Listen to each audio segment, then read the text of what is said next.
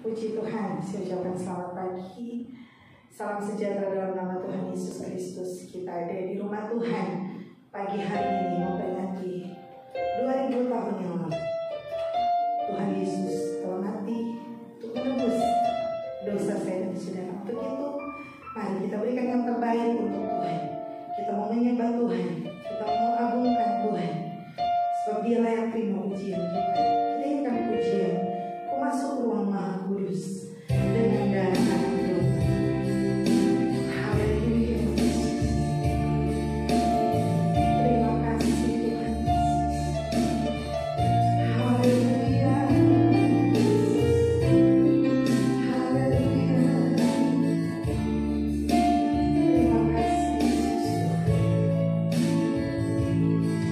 Ku masuk ruang Maha Kudus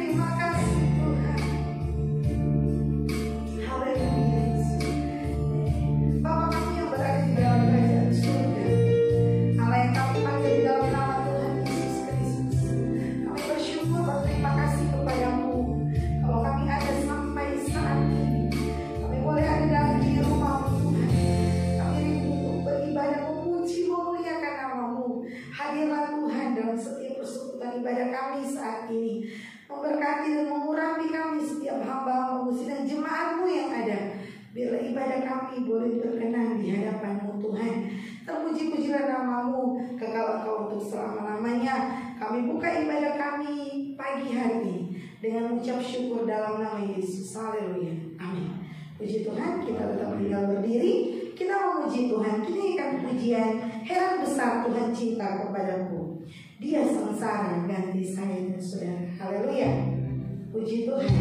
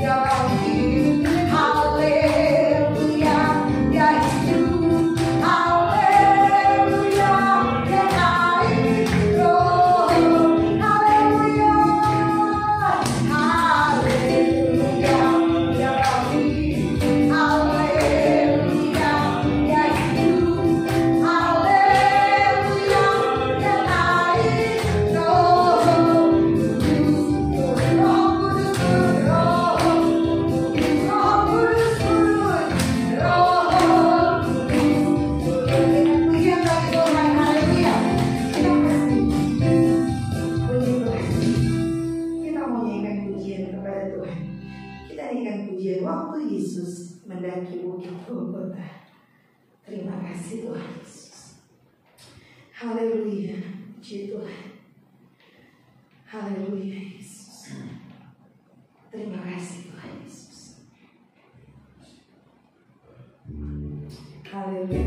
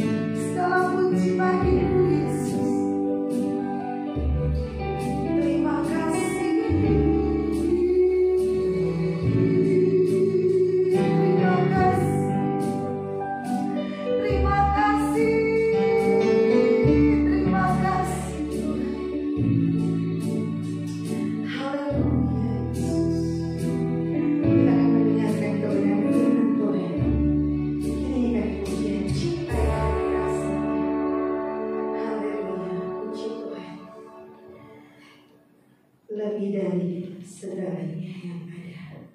Terima kasih Tuhan. Haleluya Yesus, puji Tuhan. Terima kasih Yesus Tuhan. Haleluya Yesus.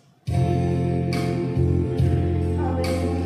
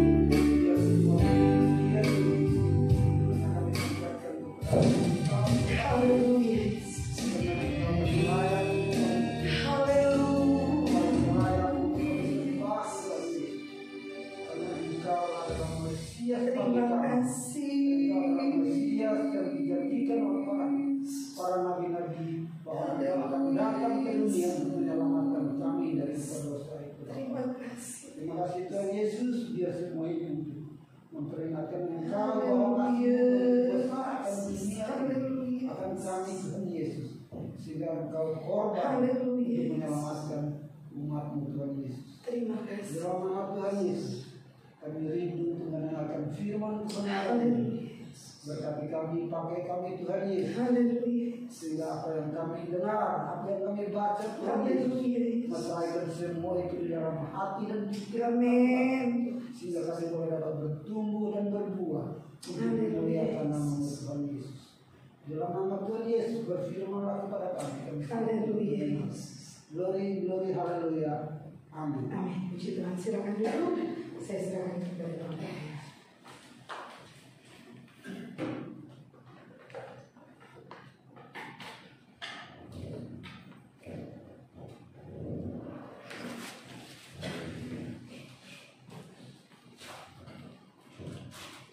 Haleluya, saudara-saudara. Saya ucapkan selamat Paskah bagi kita. Paskah dalam bahasa Ibrani disebut dengan Pesah. Pesah dalam bahasa Inggris disebut Passover. Passover. Jadi Paskah itu artinya adalah melewati, saudara. Melewati. Dari mana hal ini kita dapatkan, saudara-saudara? Bagaimana aplikasi, bagaimana perwujudan daripada istilah ini? Paskah pertama kali diperintahkan oleh Tuhan kepada bangsa Israel ketika mereka masih berada di Mesir dalam kitab Keluaran. Pada waktu itu Tuhan memerintahkan kepada Musa supaya diberitahukan kepada orang Israel untuk melakukan satu perayaan terakhir. Karena Tuhan hendak menurunkan tulah yang terakhir, tulah yang betul-betul akan membuat seluruh rakyat Mesir bertekuk lutut di hadapan Tuhan, di hadapan orang Israel. Tuhan berkata supaya menyuruh bangsa Israel mempersiapkan seekor anak domba jantan berumur setahun pada tanggal 10 bulan pertama. Pada tanggal 10 bulan pertama mereka harus mengambil seekor domba jantan berumur setahun. Domba itu tidak boleh bercacat bercela, harus betul-betul yang sehat, yang terbaik. Lalu domba itu dikurung pada sebuah kurungan, dipisahkan dari domba-domba yang lain dari tanggal 10 bulan yang pertama. Lalu pada tanggal 14 bulan itu, domba itu harus disembelih. Domba itu disembelih, lalu darahnya harus dioleskan pada kedua tiang pintu rumah mereka dan pada ambang atas rumah mereka. Jadi kedua tiang pintu dan ambang atas rumah itu darahnya dioleskan di situ.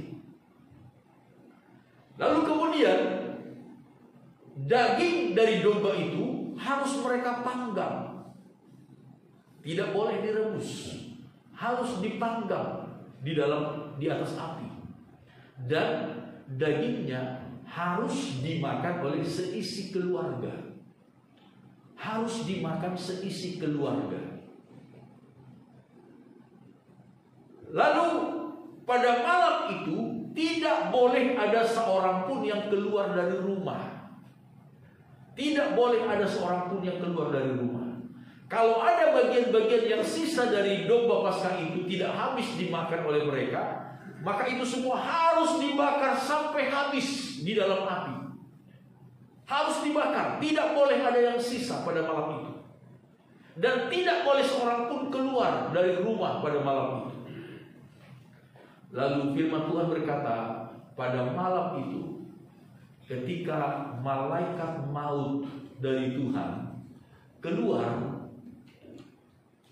berjalan di antara seluruh perkemahan orang Israel, ketika malaikat maut itu telah melihat olesan darah dari domba di pintu rumah mereka, maka setiap pintu rumah yang ada olesan darah, maka tidak ada kematian di dalam rumah itu.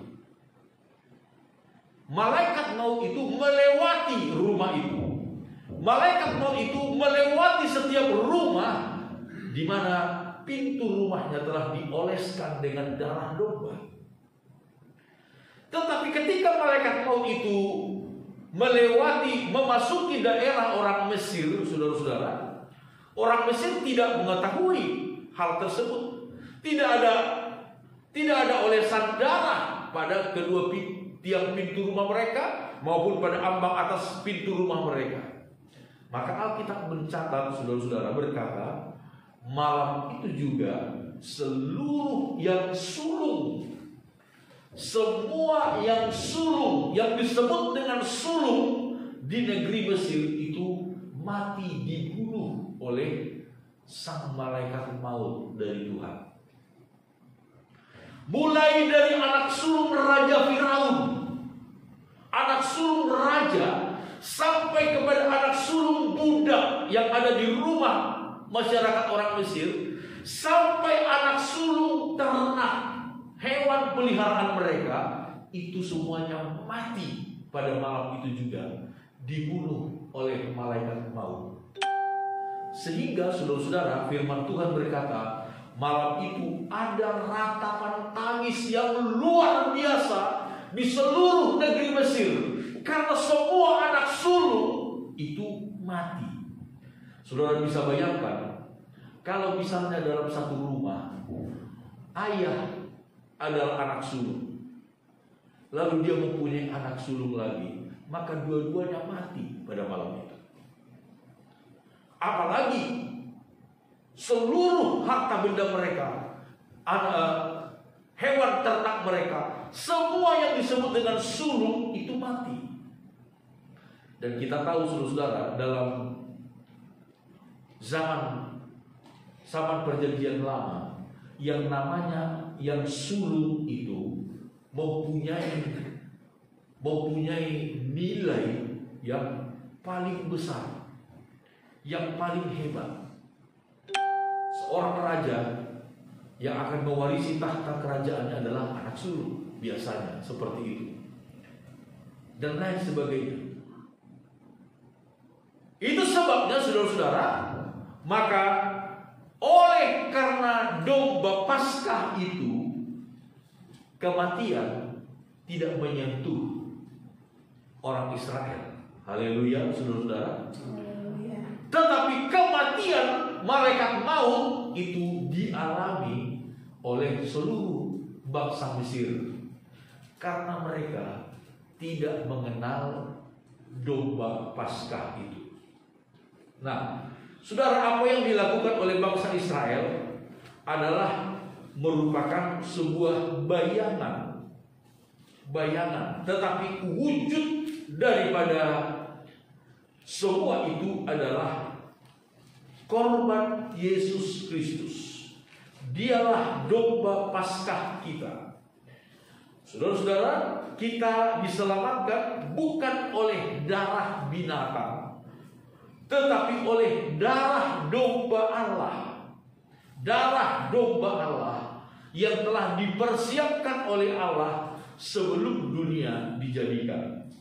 Mari kita lihat, saudara-saudara, nubuatan tentang apa yang dilakukan oleh Yesus dalam kitab Nabi Yesaya pasal 53. Firman Tuhan berkata,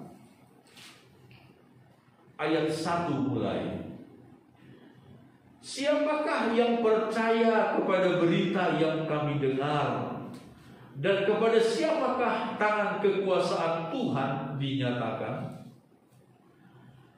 Sebagai taruk ia tumbuh di hadapan Tuhan, Dan sebagai tunas dari tanah kering, ia tidak tampan dan semaraknya pun tidak ada, sehingga kita memandang dia.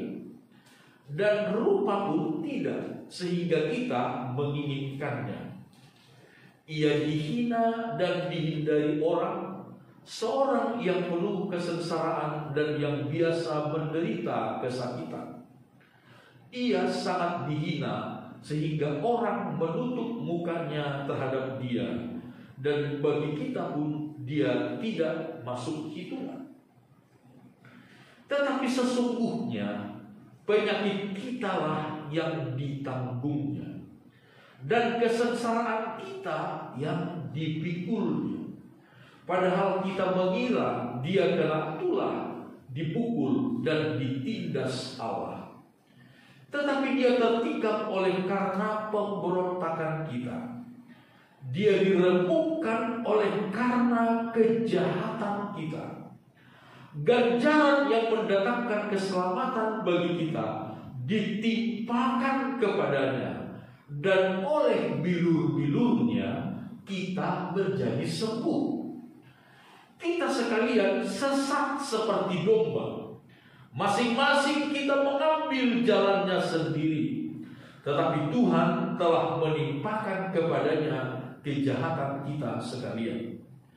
Dia dianiaya, tetapi dia membiarkan diri ditindas dan tidak membuka mulutnya.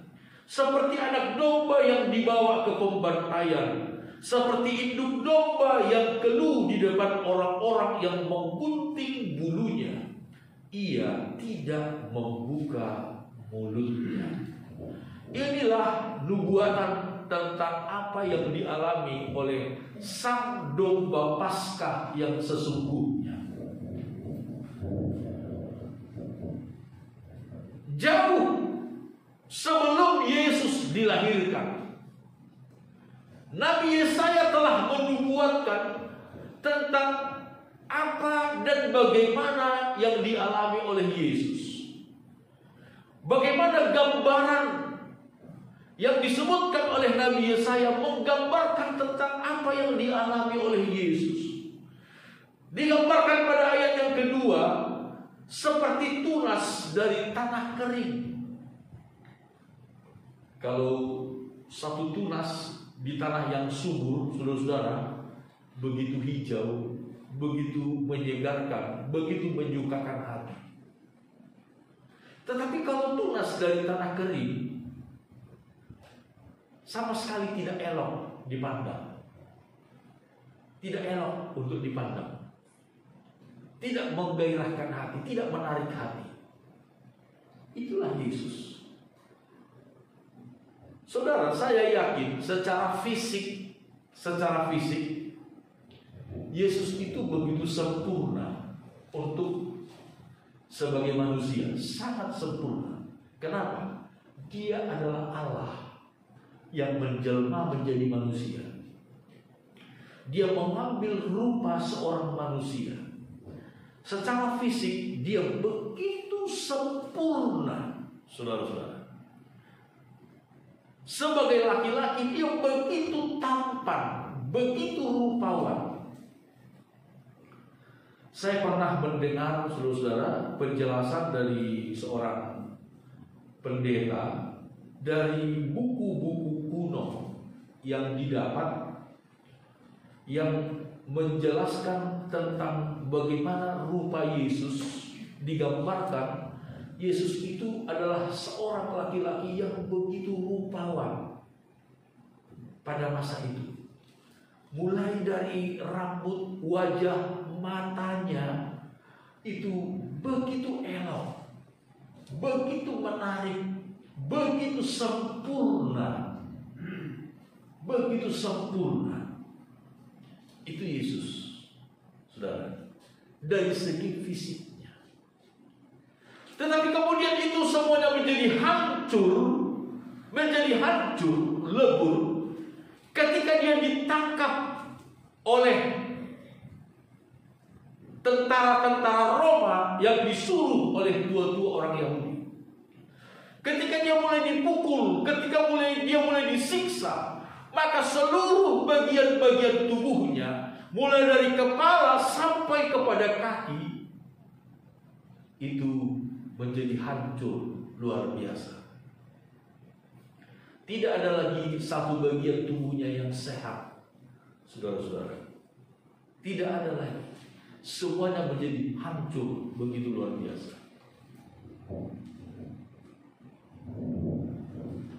Kalau saudara pernah menyaksikan film The Passion of the Christ itu, dan banyak sekarang ini film-film yang kurang lebih sama menggambarkan tentang penderitaan Kristus itu, ketika dia dicambuk saja, saudara-saudara, ketika dia dicambuk, pada masa itu orang Yahudi mempunyai hukuman cambuk. Hukuman cambuk, dan dicambuknya itu pakai tali bercabang 3. Dan di ujung tali itu ada pengait, seperti pengait pada pancing. Pada pancing. Di ujungnya ada besi yang runcing dengan pengait, seperti pengait pada kancing. Jadi tali itu bercabang 3, dan di tiap ujung cabang itu ada pengait besi. Kalau seorang tahanan, penjahat yang disebut sebagai penjahat, itu dijatuhi hukuman mati, saudara-saudara, maka dia akan disesah, dipukul 40 kali. Saudara bisa bayangkan, 40 kali dicambuk. Dia akan dicambuk sebanyak 40 kali. Kalau dia telah dijatuhi, divonis hukuman mati, dia dicambuk 40 kali. Kalau dia tidak divonis hukuman mati, maka dia akan dicambuk 40 kurang 1, atau 39 kali. Ini yang pernah dialami oleh Paulus. 5 kali disesah, 5 kali dicambuk, dan tiap kali dicambuk itu 40 kurang 1. Kenapa 40 dikurang 1? Karena Paulus tidak dijatuhi hukuman mati pada waktu itu. Hanya dicap sebagai penjahat. Tetapi Yesus, karena dia divonis mati oleh Pilatus, maka dia dicambuk 40 kali. Saudara bisa bayangkan betapa hancur leburnya seluruh bagian tubuh Yesus. Tetapi firman Tuhan berkata, sesungguhnya dia tertikam oleh karena pemberontakan kita, dia diremukkan oleh karena kejahatan kita, ganjaran yang mendatangkan keselamatan bagi kita ditimpakan kepadanya, dan oleh bilur-bilurnya kita menjadi sembuh. Saudara-saudara, Yesus adalah menjadi korban pengganti atas segala dosa kita. Korban pengganti atas segala kejahatan kita. Yang harusnya kita yang harus mengalami, tetapi sekarang Yesus karena kasihnya kepada manusia, dia tahu, saudara, Yesus tahu bahwa api neraka itu bukan 1-2 tahun, bukan 100 tahun, bukan, tetapi kekal selama-lamanya. Itu yang akan dialami oleh manusia. Itu sebabnya dia menggantikan kita, menggantikan manusia untuk mengalami semua kesengsaraan itu akibat daripada dosa.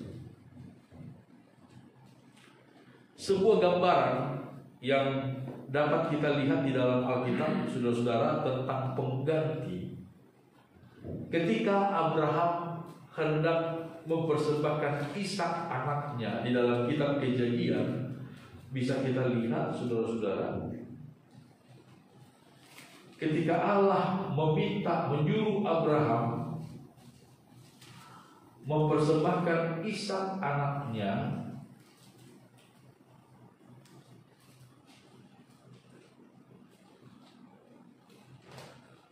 Kejadian pasal 22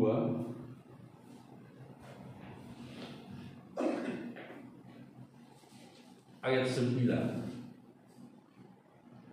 Kejadian 22 ayat 9. Sampailah mereka ke tempat yang dikatakan Allah kepadanya. Lalu Abraham mendirikan mezbah di situ. Disusunyalah kayu, diikatnya Ishak anaknya itu, dan diletakkannya di mezbah itu di atas kayu api. Sesudah itu Abraham mengulurkan tangannya, lalu mengambil pisau untuk menyembelih anaknya. Tetapi berserulah malaikat Tuhan dari langit kepadanya, "Abraham, Abraham." Sahutnya, "Ya Tuhan." Lalu ia berfirman, "Jangan bunuh anak itu, dan jangan kau apa-apakan dia. Sebab telah kuketahui sekarang bahwa engkau takut akan Allah, dan engkau tidak segan-segan untuk menyerahkan anakmu yang tunggal kepadaku." Lalu Abraham menoleh dan melihat seekor domba jantan di belakangnya, yang tanduknya tersangkut dalam belukar. Abraham mengambil domba itu, lalu mengorbankannya sebagai korban bakaran pengganti anaknya. Abraham ketika dia mempersembahkan Ishak anaknya, dengan setulus-tulus hatinya dia hendak mempersembahkannya kepada Tuhan, karena Tuhan meminta hal itu daripadanya. Tetapi kemudian Tuhan melihat ketulusan hati Abraham, dan Tuhan menggantikan Ishak dengan seekor domba. Seekor domba. Saudara-saudara, Yesus mati menggantikan kita. Kalau kita perhatikan saudara-saudara di dalam kitab Roma, bagaimana firman Tuhan menjelaskan kepada kita betapa ajaib kasih dari Tuhan kepada kita. Kematian Kristus, kematian Yesus di atas kayu salib sebagai sebuah bukti kasih Tuhan yang luar biasa kepada kita manusia.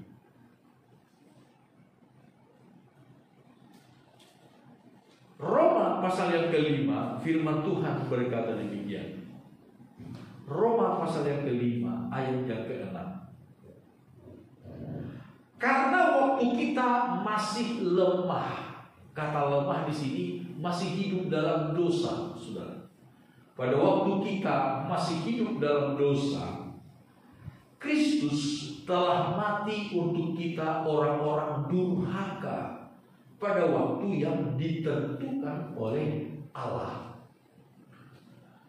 Sebab tidak mudah seorang mau mati untuk orang yang benar, tetapi mungkin untuk orang yang baik ada orang yang berani mati.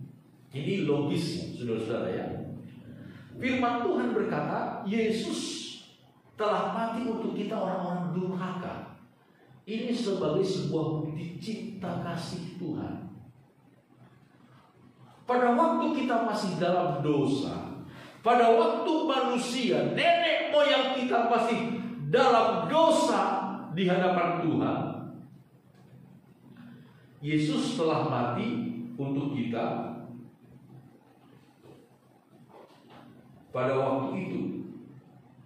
Haleluya.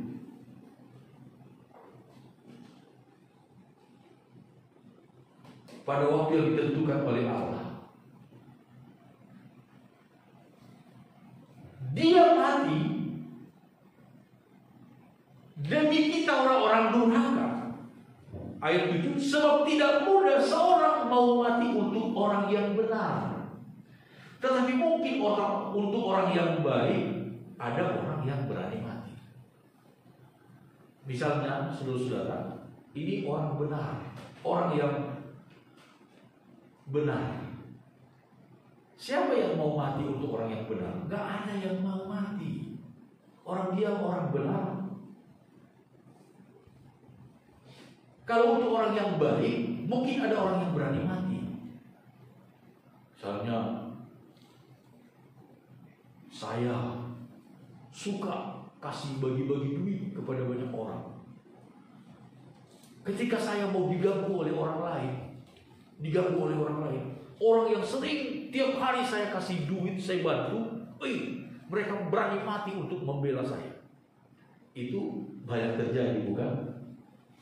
Kalau untuk orang yang baik, banyak orang yang berani mati. Tapi untuk orang yang benar, beda orang yang benar dengan orang yang baik, saudara ya. Orang yang benar itu ya dia nggak pernah bikin orang pelit. Bisa orang benar, kalau dia pelit.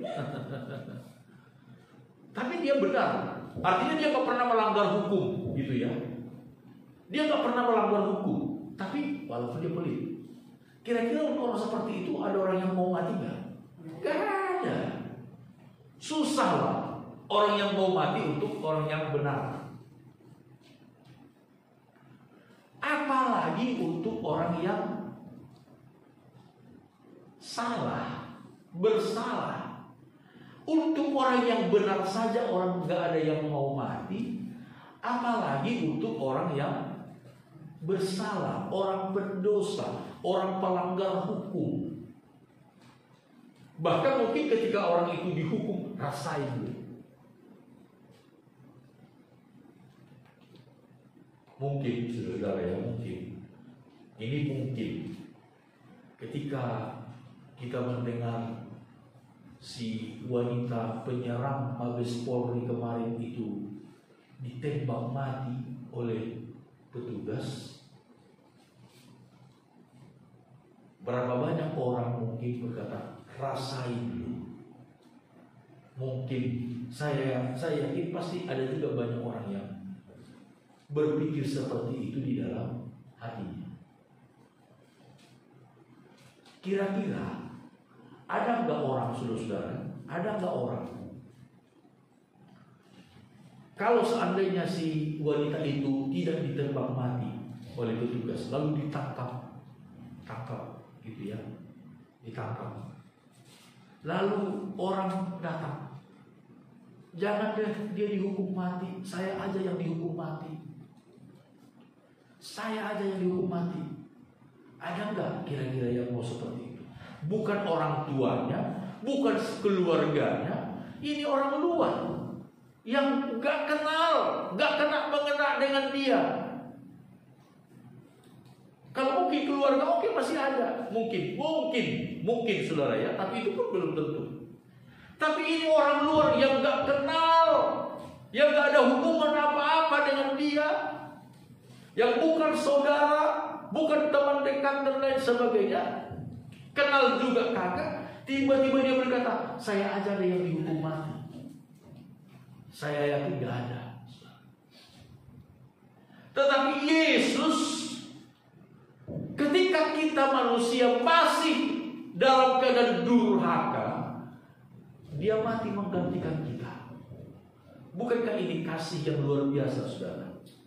Karena Yesus tahu akibat daripada dosa itu adalah maut. Dia mati menggantikan kita. Ayat 8. Akan tetapi Allah menunjukkan kasih-Nya kepada kita oleh karena Kristus telah mati untuk kita ketika kita masih berdosa. Ayat 9. Perhatikan bagaimana dampaknya kematian Kristus bagi kita. Lebih-lebih karena kita sekarang telah dibenarkan oleh darah-Nya, kita pasti akan diselamatkan dari apa, saudara? Dari murka Allah.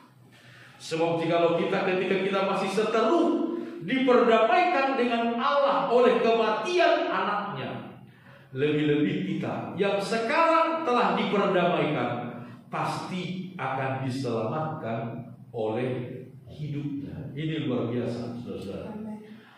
Kematian Kristus mendatangkan kepastian keselamatan bagi kita.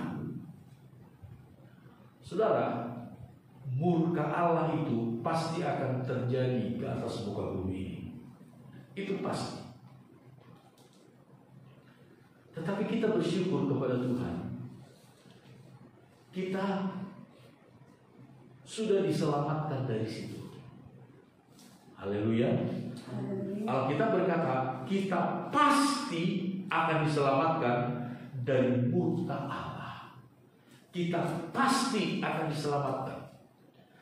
Waktu kita masih berseteru saja, waktu kita masih durhaka saja, Yesus telah mati menggantikan kita.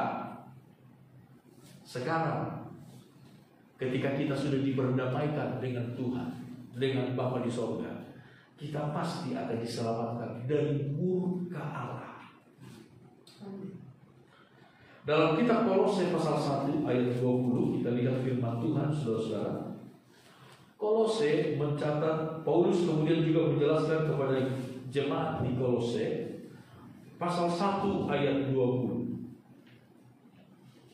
Ayat 20 firman Tuhan berkata, dan oleh Dialah ia memperdamaikan segala sesuatu dengan dirinya, baik yang ada di bumi maupun yang ada di sorga, sesudah ia mengadakan pendamaian oleh darah salib Kristus. Haleluya.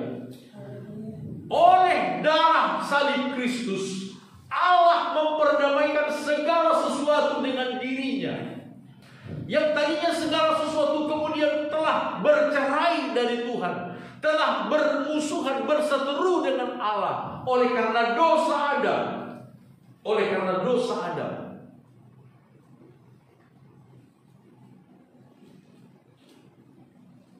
Saudara-saudara, dosa Adam membuat segala sesuatu berada di bawah kutuk. Yang tadinya alam semesta ini begitu harmoni, saudara, begitu harmoni, begitu indah, tidak ada yang saling menyakiti di alam semesta sebelum Adam berdosa. Ada nyamuk, tapi nyamuk tidak menyakiti Adam dan Hawa. Ada ular, tetapi ular tidak menakutkan. Ada singa, ada binatang-binatang yang lain yang sekarang kita sebut sebagai binatang-binatang buas. Tetapi itu semua menjadi sahabat, bersahabat. Tidak ada yang saling menyakiti satu sama lain. Tetapi karena dosa, saudara, kemudian semuanya jadi berada di bawah kutuk. Yang tadinya manusia itu tidak perlu berjerih lelah untuk mendapatkan makanan, sekarang harus berkeringat. Yang tadinya tumbuh-tumbuhan itu semuanya mendatangkan sukacita, sekarang tumbuh onak dan duri yang menyusahkan manusia. Semua berada di bawah kutuk. Tetapi sekarang, oleh karena kematian Kristus, darahnya memperdamaikan manusia dengan Allah. Memperdamaikan manusia dengan Allah.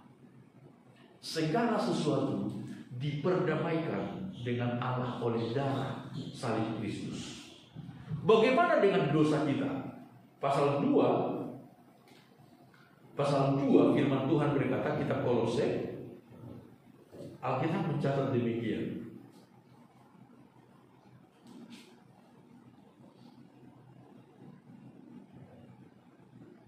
Ayat yang ke-11 saya baca mulai. Kolose 2 ayat 11. Dalam Dia kamu telah disunat, bukan dengan sunat yang dilakukan oleh manusia, tetapi dengan sunat Kristus yang terdiri dari penanggalan akan tubuh yang berdosa. Itu pertobatan. Jadi sunat rohani itu ialah pertobatan. Itu yang kita lihat. Karena dengan Dia kamu dikuburkan dalam baptisan, dan di dalam Dia kamu turut dibangkitkan juga oleh kepercayaanmu kepada kerja kuasa Allah yang telah membangkitkan Dia dari antara orang mati.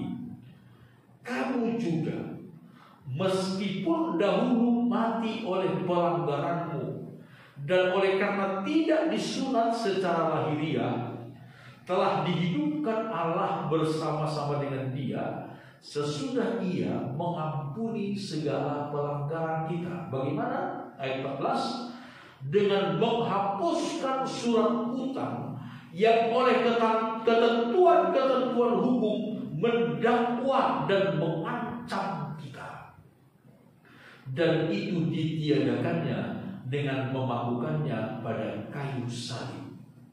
Ia telah melucuti pemerintah-pemerintah dan penguasa-penguasa dan menjadikan mereka tontonan umum dalam kemenangannya atas mereka. Haleluya, saudara-saudara. Firman Tuhan berkata, Yesus ketika Dia telah mati di atas kayu salib, Dia menghapuskan semua surat hutang kita. Ibarat orang hutang, saudara, ada surat hutang, dicatat semua, stempel semua. Tapi kemudian Yesus mengambil semua surat-surat itu, dipaku di atas kayu salib, dirobek semuanya. Artinya, saudara, sudah lunas. Amin, saudara. Sudah lunas. Saudara, semua hutang dosa kita telah dibayar lunas oleh Tuhan. Kalau semua hutang dosa kita telah dibayar lunas oleh Tuhan, kita masih bisa berdosa nggak? Bisa. Tapi ketika kita jatuh dalam dosa, kita datang lagi kepada Tuhan. Tuhan, mohon pengampunan. Saat itu juga kembali hutang dosa kita itu dihapus oleh Tuhan. Saudara, dosa, upah dosa adalah maut. Upah dosa adalah maut. Itu pasti, saudara. Itu pasti. Tetapi oleh karena kasih-Nya kepada kita, dan oleh karena kita merespon kasih itu dengan iman kepada Tuhan, saudara-saudara, dengan iman kepada Tuhan Yesus, maka segala dosa kita telah dihapuskan oleh Tuhan. Sehingga saat ini kita memiliki keberanian iman, percaya bahwa bersama dengan Tuhan hari demi hari kita sudah berdamai dengan Tuhan. Amin, saudara. Kita jalani hari demi hari dengan satu keyakinan iman bahwa kita telah berdamai dengan Allah Bapa di surga. Dan ketika kita telah menjadi berdamai dengan Tuhan, menjadi satu kubu dengan Tuhan, saudara ya, menjadi satu pihak, satu kubu dengan Tuhan, maka genaplah firman Tuhan di dalam kitab Roma pasal 8. Mari kita lihat Roma pasal 8 ayat 31. Ketika kita telah berdamai, surat hutang kita telah dipakukan di atas kayu salib. Roma 8 ayat 31. Sebab itu apakah yang akan kita katakan tentang semuanya ini? Jika Allah di pihak kita, siapakah yang akan melawan kita? Kalau kita telah menjadi satu kubu dengan Tuhan, satu pihak dengan Tuhan, siapakah yang akan melawan kita? Ia yang tidak menyayangkan anaknya sendiri, tetapi yang menyerahkannya bagi kita semua, bagaimanakah mungkin Ia tidak mengaruniakan segala sesuatu kepada kita bersama-sama dengan Dia? Siapakah yang akan menggugat orang-orang pilihan Allah, Allah yang membenarkan mereka? Siapakah yang akan menghukum mereka? Kristus Yesus yang telah mati, bahkan lebih lagi yang telah bangkit, yang juga duduk di sebelah kanan Allah, yang malah menjadi pembela bagi kita. Siapakah yang akan memisahkan kita dari kasih Kristus? Penindasan, atau kesesaan, atau penganiayaan, atau kelaparan, atau ketelanjangan, atau bahaya, atau pedang. Seperti ada tertulis, oleh karena engkau kami ada dalam bahaya maut sepanjang hari. Kami telah dianggap sebagai domba-domba sembelihan. Tetapi dalam semuanya itu, kita lebih daripada orang-orang yang menang oleh Dia yang telah mengasihi kita. Haleluya. Sebab itu aku yakin bahwa baik maut maupun hidup, baik malaikat-malaikat maupun pemerintah-pemerintah, baik yang ada sekarang maupun yang akan datang, atau kuasa-kuasa, baik yang di atas maupun yang di bawah, ataupun sesuatu makhluk lain. Hari-hari ini orang seringkali ditakutkan dengan ada katanya ada alien, saudara-saudara. Ini firman Tuhan berkata, kalaupun ada makhluk lain yang tidak dikenal, tidak akan dapat memisahkan kita dari kasih Allah yang ada dalam Kristus Yesus Tuhan kita. Haleluya, saudara. Inilah kasih Kristus. Dia tertikam oleh karena pemberontakan kita. Dia diremukkan oleh karena kejahatan kita. Semua hutang dosa kita telah dirobek di atas kayu salib karena kasihnya kepada kita. Karena kasihnya kepada kita ada kepastian keselamatan. Kita pasti diselamatkan dari murka Allah. Tidak ada yang dapat memisahkan kita dari kasih Kristus. Bahkan firman Tuhan berkata, kita lebih daripada pemenang. Oleh apa? Oleh karena Dia yang mengasihi kita. Bukan karena kehebatan kita, saudara. Bukan karena kekuatan kita, bukan karena kekayaan kita, tetapi Alkitab dengan tegas berkata, oleh karena Dia yang mengasihi kita. Marilah kita bersyukur kepada Tuhan, jalani hidup kita dengan penuh iman, penuh sukacita, karena kita tahu Dia mengasihi kita. Amin. Tuhan memberkati kita. Sekali lagi selamat Paskah. Tuhan menyertai saya dan saudara senantiasa. Amin. Saya serahkan kembali kepada Ibu Bapak.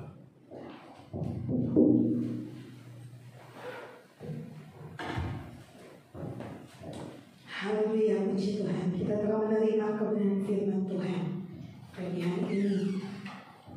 Kita yakin dan percaya bahwa Allah, Dia mengasihi saya dan saudara. Kita akan berdoa untuk kebenaran firman Tuhan.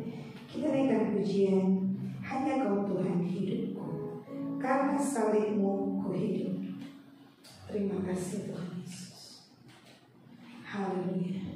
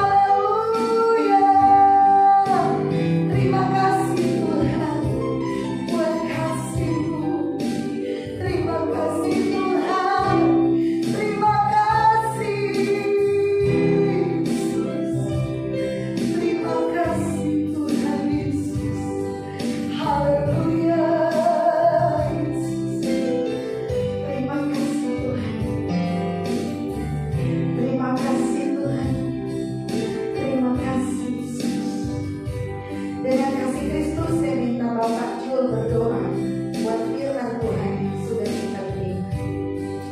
Haleluya. Terima kasih Tuhan Yesus. Haleluya. Terima kasih. Terima kasih Yesus.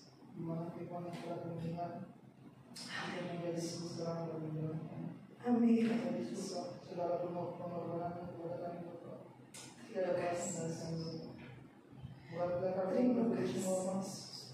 Kiranya pengorbanan yang telah Engkau berikan kepada kami tidak sia-sia. Dan kami bisa memanfaatkan dalam hidup kami sekalian. Terima kasih Yesus. Inilah hidup kami. Amin. Amin. Puji Tuhan, kita akan memberikan korban persembahan satu kali saja. Kita nyanyikan pujian Heran Besar Tuhan Cinta. Haleluya, puji Tuhan. Haleluya.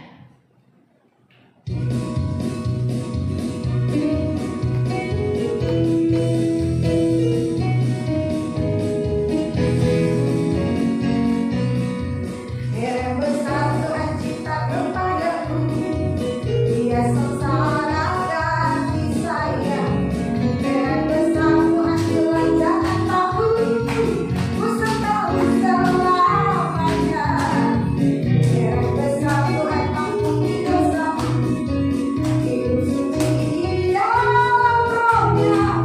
Tuhan yang heran, tapi kan benar. Heran besar, haleluya. Heran besar Tuhan cinta kepadaku, Dia sengsara hati saya. Heran besar Tuhan telah jangan takut, ku tahu selamanya. Heran besar Tuhan ampuni dosaku, hidup suci di dalam Roh-Nya. Tuhan yang heran, tapi kan benar. Heran besar, haleluya. Puji Tuhan. Tuhan Yesus memberkati setiap korban persembahan Bapak Ibu Saudara, dan pengumuman saya kembalikan kepada Bapak Pembara.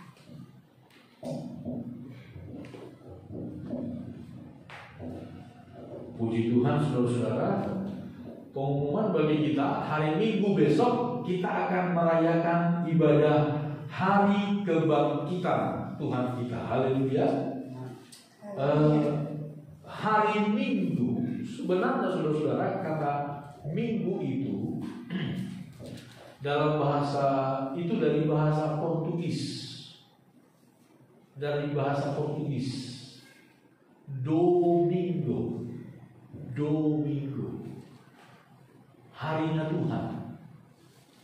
Harinya Tuhan. Di hari Minggu itu harinya Tuhan. Kenapa kita merayakan ibadah hari Minggu? Kenapa hari Minggu itu disebut dalam bahasa Portugis harinya Tuhan? Pertama, saudara, hari Minggu adalah hari kebangkitan Tuhan Yesus. Amin. Yesus bangkit pada hari Minggu. Kalau kematian Yesus, ini secara hitung-hitungan ilmu pengetahuan, saudara, kemungkinan besar Yesus tidak mati hari Jumat. Tetapi kenapa kita merayakan hari kematian Yesus pada hari Jumat, bahkan disebut sebagai Jumat Agung? Karena inilah hari yang disepakati oleh seluruh dunia, seluruh dunia, untuk bahkan diberikan hari libur, kan begitu saudara ya, untuk kita merayakan. Sehingga bagi kita tidak terlalu penting sebenarnya hari apa Yesus itu mati. Yang jelas dia mati untuk segala dosa kita.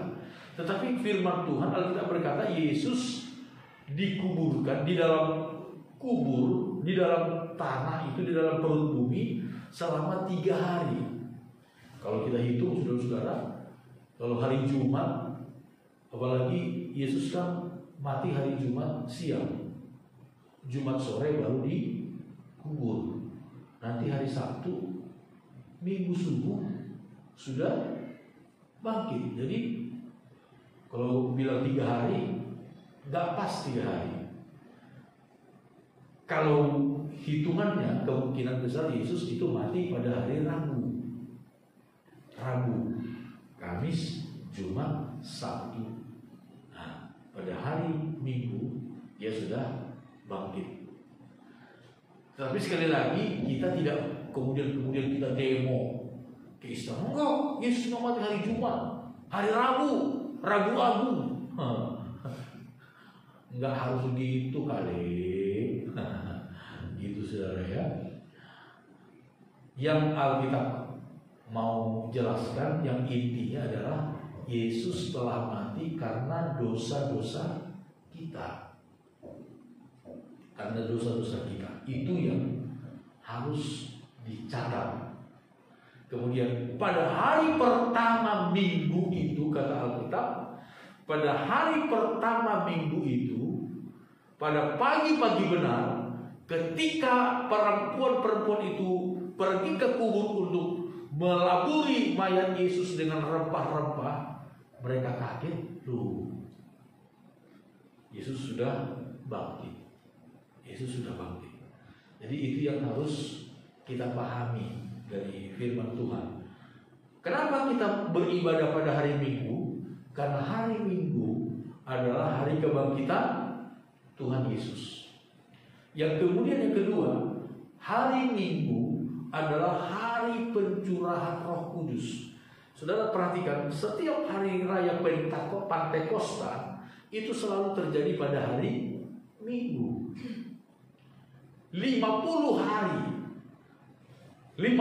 hari sejak kebangkitan Yesus, datanglah hari raya Pentakosta, hari raya pencurahan Roh Kudus. Jadi saudara-saudara, mengapa kita beribadah pada hari Minggu? Kalau orang Israel beribadah pada hari Sabat. Sabat itu adalah hari Sabtu. Mengapa kita tidak beribadah pada hari Sabtu? Padahal Taurat dengan jelas berkata, kuduskanlah hari Sabat. Itu Taurat. Kuduskanlah hari Sabat. Mengapa kita tidak beribadah pada hari Sabat, tetapi pada hari Minggu? Sekali lagi adalah karena Tuhan kita Yesus Kristus, Dia bangkit pada hari pertama minggu itu, pada hari Minggu. Roh Kudus juga dicurahkan kepada gereja pertama kali adalah pada hari Minggu. Nah, terlebih hari Minggu besok, saudara-saudara, adalah hari di mana kita memperingati tepat hari raya kebangkitan Tuhan Yesus. Itu sebabnya biar kita datang beribadah disertai dengan perjamuan Tuhan, saudara ya. Jadi hari Minggu besok itu memang sekaligus juga hari Minggu pertama di bulan April yang kita biasakan mengadakan perjamuan Tuhan. Jadi kita akan mengadakan perjamuan Tuhan sekaligus dengan memperingati hari kebangkitan Tuhan kita Yesus Kristus. Itu saja pengumuman bagi kita, saudara-saudara. Saya selalu berpesan kepada kita, pertama-tama kita masih berada dalam masa pandemi virus corona. Belum semua kita divaksin. Kemanapun saudara pergi, jangan lupa pakai masker, jaga, ikuti protokol kesehatan. Bekerja, kita harus bekerja, saudara ya. Itu anjuran pemerintah kita juga, pakai masker, sering-sering mencuci tangan, dan lain sebagainya.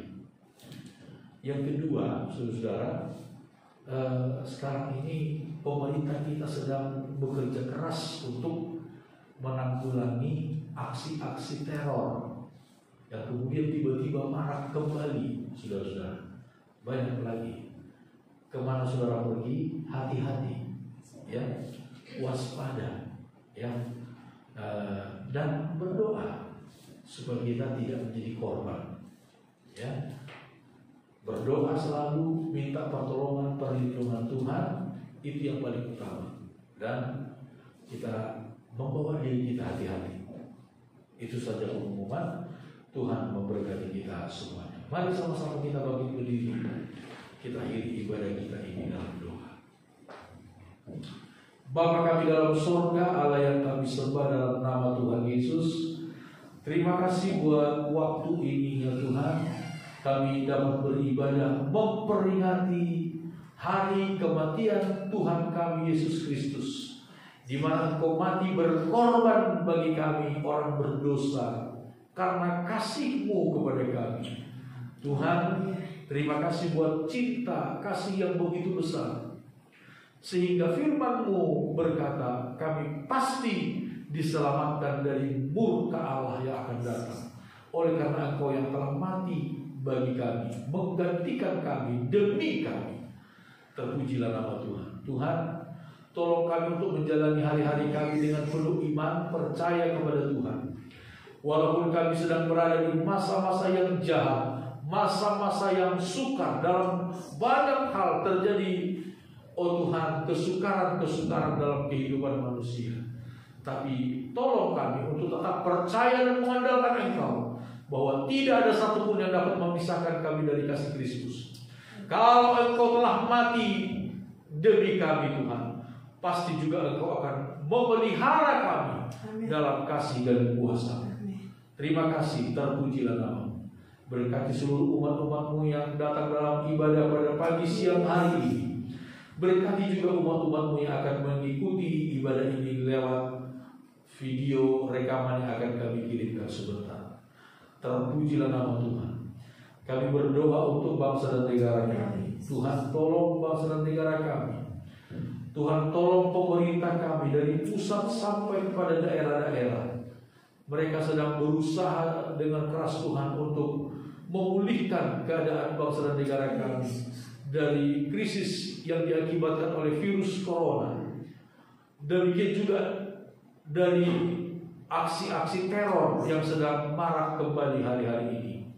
Tuhan, berikan hikmat akal budi, berikan Tuhan hati yang teguh, keberanian kepada seluruh aparat pemerintah kami, teristimewa aparat keamanan TNI Polri, supaya mereka bersatu padu ya Tuhan, bersama dengan kami seluruh masyarakat bangsa Indonesia, untuk menjaga keamanan ketertiban, untuk Tuhan bersama-sama menanggulangi virus corona yang masih menjadi pandemi di seluruh dunia hari-hari ini. Tolong kami, tolong pemerintah kami, tolong bangsa dan negara kami. Kami taruhkan bangsa dan negara kami ke dalam tangan kasih dan kemurahan-Mu ya Tuhan. Terpujilah nama Tuhan. Berkati persembahan yang diberikan oleh umat-Mu dengan segala sukacita mereka. Tuhan balas berkati untuk hormat dan kemuliaan bagi nama-Mu. Hari Minggu besok Tuhan adalah hari kemenangan, harinya Tuhan, hari ibadah bagi kami, di mana hari Minggu besok kami akan memperingati hari kebangkitan-Mu dari antara orang mati. Engkau bangkit mengalahkan maut, Engkau bangkit mengalahkan kuasa iblis, Engkau bangkit dari segala kunci, baik kunci kerajaan sorga, kunci alam maut pun ada di tangan-Mu Tuhan. Kami ingin merayakannya bersama-sama dengan saudara-saudara kami semua yang ada di seluruh dunia, merayakan kebangkitan Tuhan kami Yesus Kristus. Tuhan, berikan kami kesehatan, berikan kami Tuhan sukacita, berikan kami kesempatan juga, supaya kami boleh terus beribadah, memuji-muji, memuliakan nama. Inilah doa dan permohonan kami ya Bapa. Segala pujian syukur kami naikkan kepada-Mu. Sebentar ketika umat-umat-Mu kembali ke tempat tinggal mereka masing-masing, kepada aktivitas mereka, Tuhan, Engkaulah yang selalu menyertai, menjaga dan melindungi kami semua. Lindungi kami di dalam kasih dan kemurahan. Di bawah sayap kekuatan kuasa-Mu kami datang berlindung, dan Engkau tidak akan menolak, Engkau tidak akan membuang kami ya Tuhan. Itulah janji firman. Terpujilah nama Tuhan. Inilah doa dan permohonan kami ya Bapa. Sekarang saudara-saudaraku, tadahkan kedua belah tangan-Mu dan arahkan hati dan pikiran kepada Tuhan. Kita mohonkan berkat dari Tuhan. Saudara-saudaraku, percayalah kepada Tuhan dengan segenap hatimu, dan jangan bersandar kepada pengertianmu sendiri. Akuilah Tuhan dalam segala lakumu, maka Tuhan akan meluruskan jalan. damai sejahtera dari Allah yang adalah Bapa kita, kasih karunia yang melimpah dari Yesus Kristus Tuhan dan Juru Selamat kita, serta persekutuan bersama dengan Roh Kudus, Allah Sang Penolong, Penghibur dan Pembela kita sekalian, itulah yang selalu nyata menyertai melindungi kita hari ini sampai selama-lamanya. Di dalam nama Tuhan Yesus Kristus kami terima berkat-Mu dan kami akhiri ibadah kami. Haleluya. Semua yang percaya katakan sama-sama. Amin. Selamat siang, Tuhan memberkati kita semua.